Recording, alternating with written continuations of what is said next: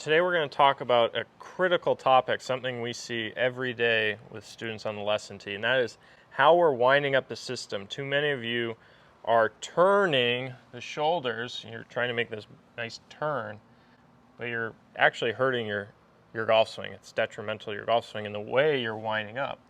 When we're turning like so, we're getting too flat, which you'll often hear, right? Yeah, so what I noticed when you just did that, your shoulders were turning on a really flat incline, and because of it, your hips actually basically wound up to infinity. They just went almost the same amount as your shoulders. Right. Show them what we're talking about if you turn a little too flat. So this is where your relationship with the golf ball is pretty much lost.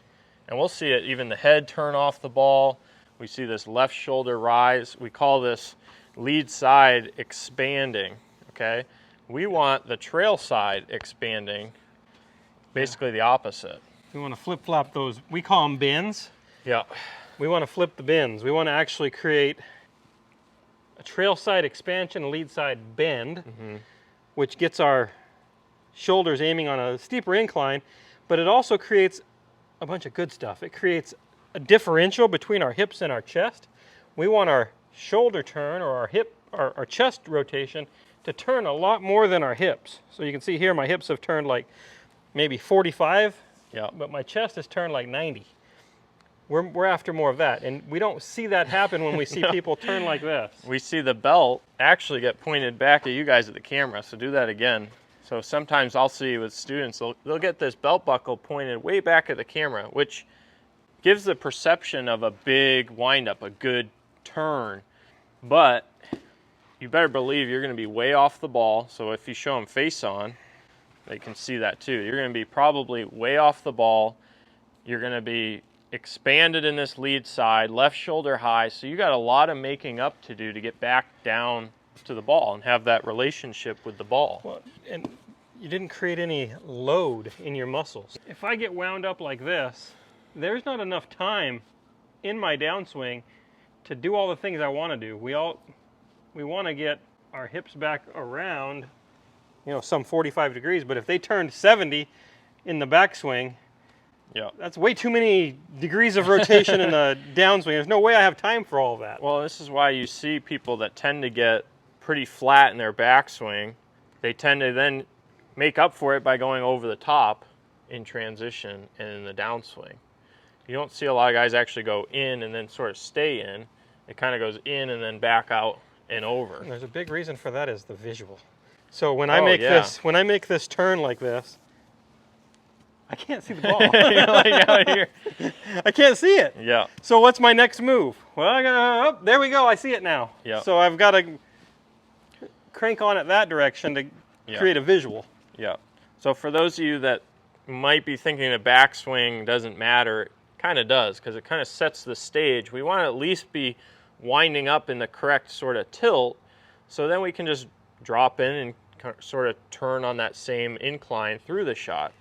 If we set the stage in the backswing where we get all flat and off, it's just going to make it more complicated to get back where we need to. So this is actually perfect because you wore a striped shirt today. I don't know if you were planning this or it just was coincidence.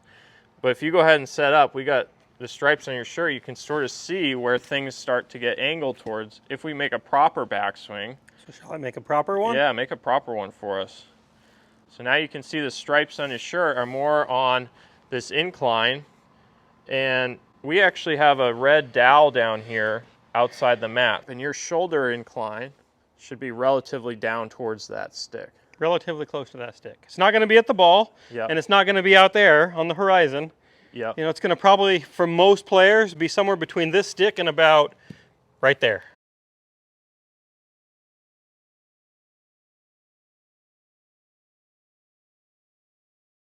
And we see a lot where it's like in your pool. I see a lot of them in the pool. Yeah, totally. So I see a lot like this. Yeah. That's not even in the pool. That's at the fence over there. Yeah. So one thing we should probably preface this with, if you go up to the top, is that we're not necessarily just talking about your lead arm. You're going to see your lead arm is actually on a much more vertical plane.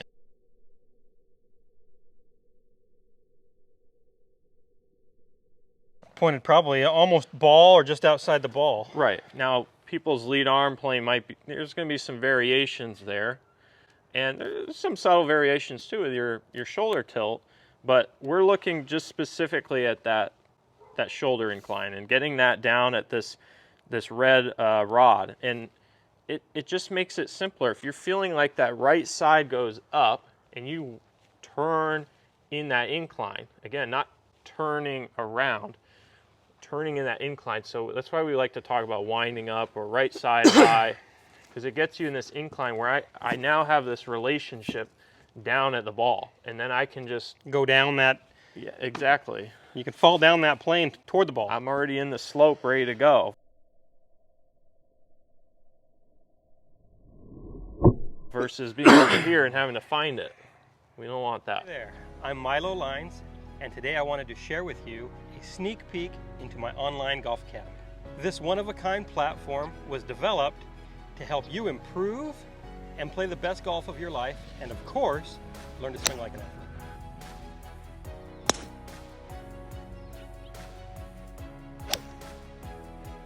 To assist me in this mission, I've assembled what I believe to be one of the best coaching staffs in the golf industry.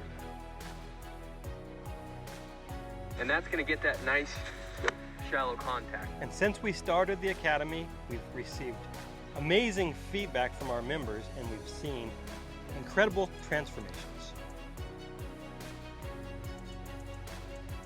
As a member of MiloLinesGolf.com, you will receive access to a comprehensive training program, which includes a monthly swing evaluation where I'll break down your swing and create a personalized plan to help you make lasting change.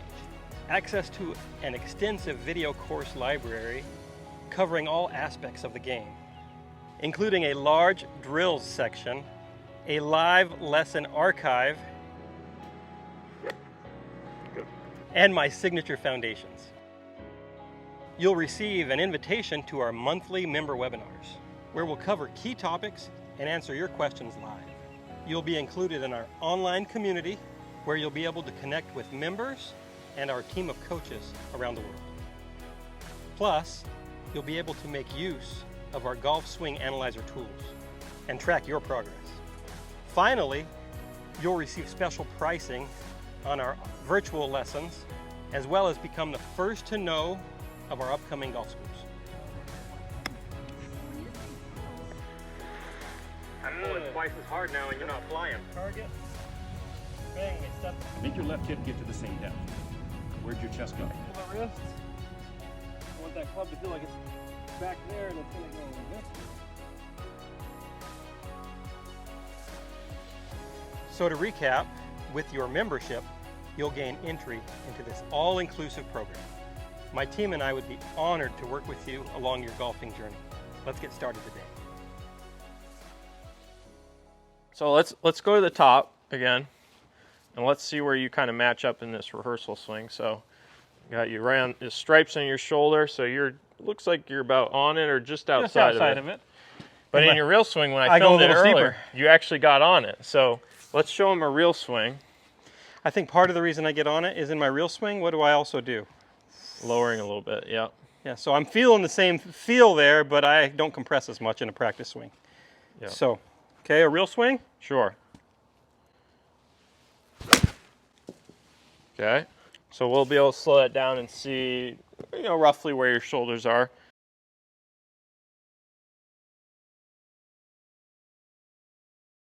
Is it going to be exactly on that rod? Maybe not. Maybe it'll be just slightly outside. Maybe it'll even be slightly inside. We'll see. It's going to be in that ballpark. But it's definitely not out at your pool. No. Definitely not out there. And this helps because when I turn and bend like this, Yep. I'm getting the proper stretches. So now when I go to unwind, you'll see it's easy for me to get around. I get really unwound. Yep.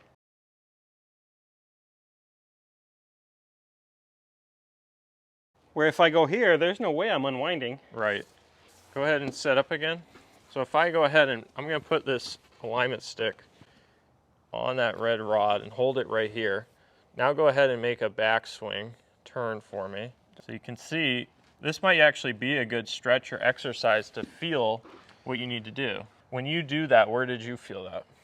I feel a stretch, I feel like this side of my rib cage is working up and I'm creating a bend. Yeah. I just feel like there's no slack in the system. I just feel like I'm winding things up so I can really explode. You also have a little hip hinge, and if anything, your right hip goes a little deeper, not necessarily more way back around so much, but it does go a little deeper. And its first move is actually toward the camera. So as I start, it goes toward the camera, and then I wind, and this winding kind of starts to pull it around. So we have a slight incline in your pelvis, but there's also a bend in the thoracic spine that's helping you get down to that ball as well. So the thoracic spine has a little bit of curve in it, and you can tell that because if we traced a line through my belt buckle or my belt line here, it's on about this much incline. Yeah. But my shoulders are on steeper, so it's like it's creating a triangle there. Yeah.